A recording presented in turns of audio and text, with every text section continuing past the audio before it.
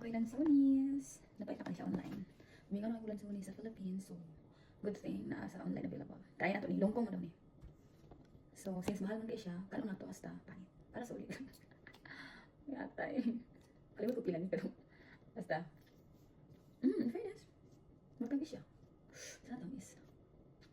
Unang kagat para sa mga marites. Lamig man di ay. Pero syempre, lagay itong ilan Pilipino. Asin siya. Okay. Asya seeds, pero kaya mahal lagi. Ito ka tanan sa asin. Thank you, Lord. Diba? ang kapordoy ni Andrew kay panirag mo akong mga cravings sa Filipino food. Sa Philippines, pila na eh. Murag 18 kilo. Abutan nila pinagmahal. Wow. Guys, ano siya hindi ko mga Filipino food. Punta na pala rin ako ako yung kaon. Ano siya minahan? Hindi pa yung bukay.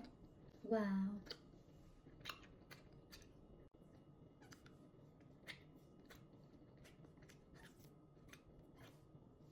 So, itong mga Filipina nga, sa US, nag-crave og mga Filipino food, halos tanan sa week.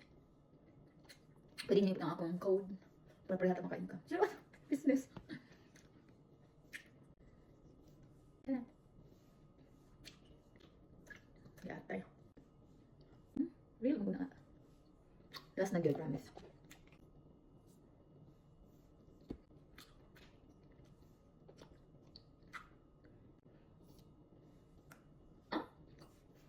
Good Lord.